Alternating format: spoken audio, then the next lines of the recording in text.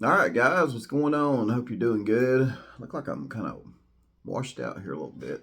I'll edit that. I'll edit the lighting. But anyway, thanks for tuning in. I'm going to talk about the Summer Wells case and the Sebastian Rogers case in this video. So, first, let me go ahead and knock out what's been on my mind in the Summer Wells case. I sit there and reflect. And a lot of things have happened since Summers went missing. You know, the boys got taken from Dawn and Candace. And, all the drama on YouTube, us night in and night out, watching Dawn and Candace, get drunk and just make a total spectacle on YouTube, just a complete S show. And all this was going on. Dawn and Candace were getting on here drunk about every other night, sometimes every night, cussing creators, just talking out of their mind, just inebriated, it seems like, and stuff like that. Dawn was even at one point on a YouTuber's live stream or something, like he was in the bathroom, doing the number two. Yeah, I wonder what they were on that night, in my opinion. But anyway, as I think about all this, Dawn and Candace were supposed to be working on getting the kids back from CPS. It hit me, that there were some, not a lot, but, and, Dawn and Candace, I don't think has really ever had much support from the get-go just because of the way they act, right? And have acted since Summer and the boys got, since Summer disappeared and the boys got taken away. They've had like a minuscule amount of support, and some of that's been through YouTube creators. And it wasn't too long ago. Some of these YouTube creators were like, Dawn and Candace are doing the best they can to get the kids back, and kind of trying to spin this narrative like, Dawn and Candace have changed their ways and we're trying to get the kids back and all that stuff. And as I sit here and think about that, I have one question. How'd that work out for you? How did that work out for you? Here we sit, November 2024. I'm not sure exactly when they terminated their rights or anything like that, but I'm sure Dawn and Candace didn't help none, right? But anyway, throwing the narrative out there that Dawn and Candace were, being parents of the year trying to get their kids back. How'd that work out for you? Anyway, that's what has been on my mind in the Summer Wells case here lately. And the other thing in the Sebastian Rogers case is I got to thinking, guys.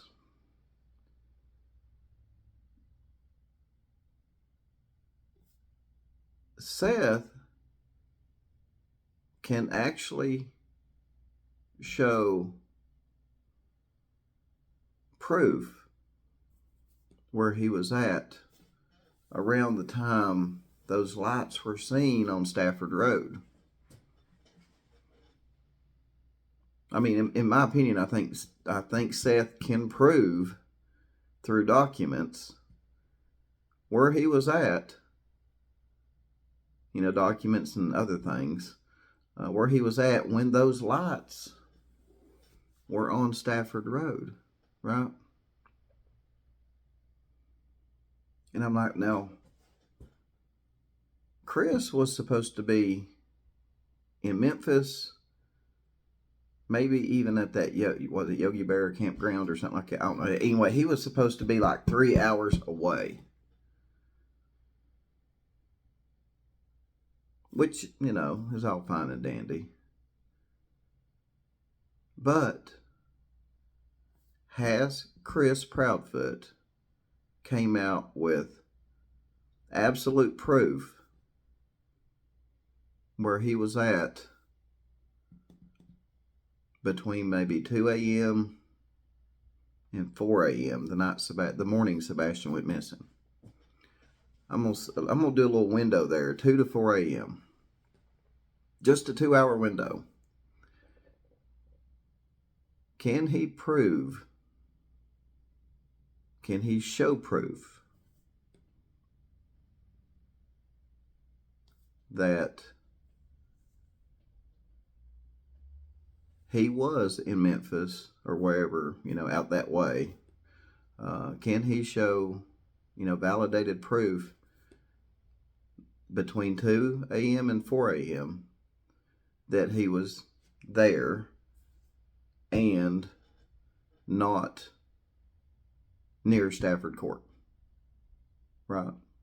I'll just say not even near Hendersonville, right? We'll just say that. Hendersonville.